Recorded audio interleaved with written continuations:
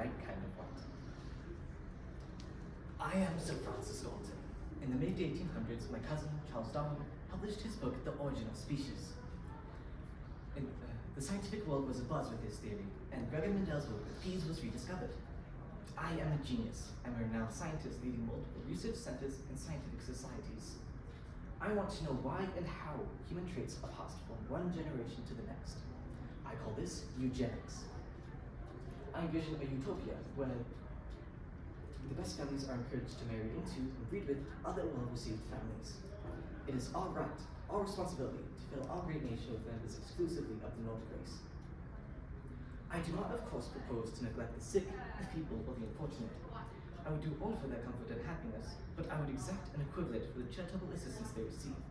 Namely, that by means of isolation or some other drastic yet adequate measure, a stop should be put in the production of families of children likely to include degenerates. Across the Atlantic, American Charles Davenport sought to connect to Sir Francis Galton, a scientist he admired and revered. Americans took Galton's positive eugenics and went darker and more hateful. He embraced and advocated for identifying the unfit, preventing these families from reproducing. Eugenicist societies were initially composed of animal breeders who took the same coolness and approach to clipping families off the face of the country. A movement backed by government, philanthropy, and incorrect scientific analyses explodes within the US and infects the world. I am Charles Davenport. Sir Francis Galton and I both shared a passion for the practice of eugenics, although his strategy was not decisive enough to achieve any real results. While he preferred promoting and encouraging those with desirable traits, there was too much room for error. My plan was similar, however: encourage or enforce, if necessary, the reproduction of those with desirable traits, and stop the reproduction of the genetically inferior. It is our right, our responsibility, to create a society of the right kind of Americans. The safest and most cost-effective way to accomplish such a huge task was through sterilization. Our surgical methods were aimed at purging the blood of the American people of the debilitating and handicapping influences of these antisocial classes. Eventually, 10 groups comprising 11 million Americans were identified as unfit and targeted for elimination. The feeble-minded, the pocket class, alcoholics, criminals, epileptics, the insane, the constitutionally weak, those predisposed to certain diseases, the deformed, and the deaf, blind, and mute. Not content to eliminate those deemed unfit by some virtue of malady, we lobbied government to prevent marriages of unfit persons, force sterilizations, segregate the inferior during their fertility years, and more.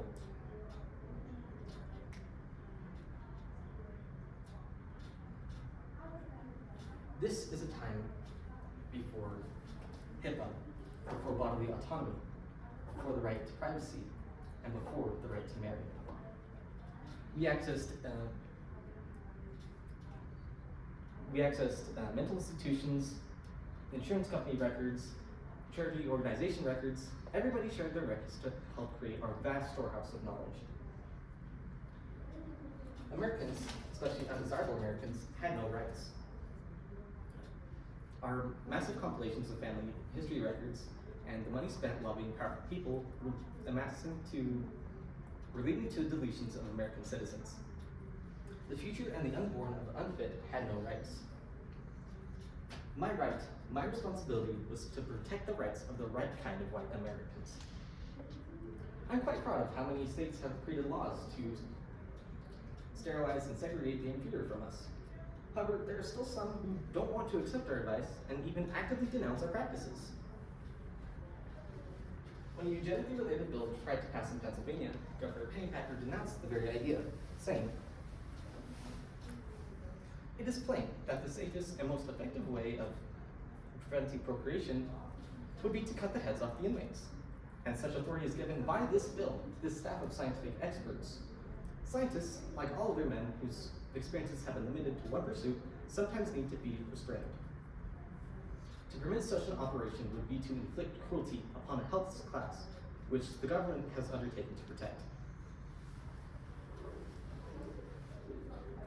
Governor Pennypacker ended his incisive veto with 5 words: "The bill is not approved." No effort was made to override. While many of America's elite exalted eugenics, the original Wiltonian eugenicists in Britain were horrified by the sham science they saw thriving in the United States and coming into their own country.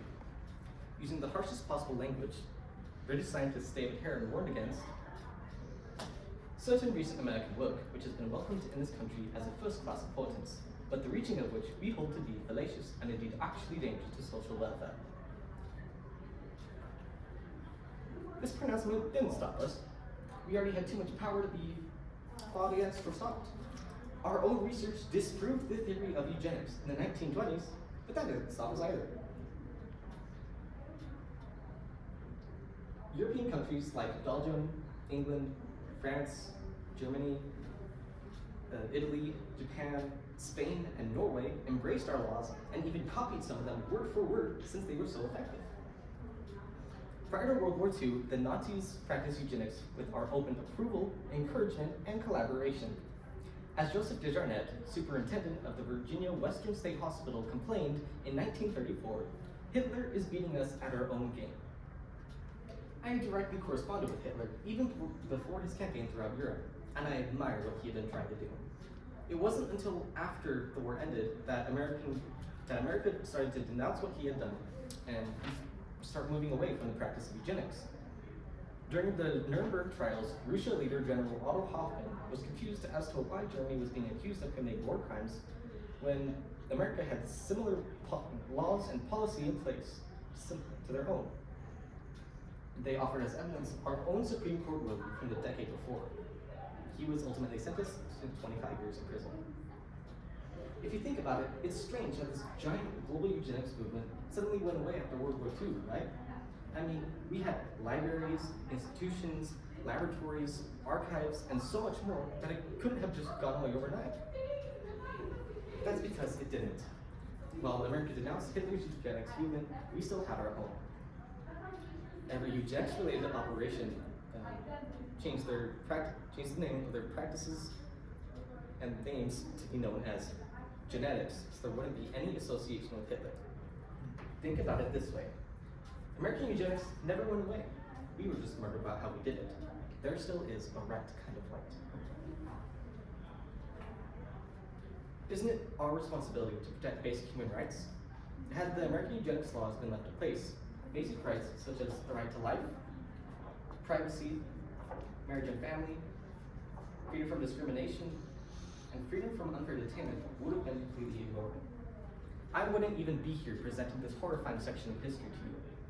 Even though both of my parents came from white families, they weren't the right kind of white. How about yours?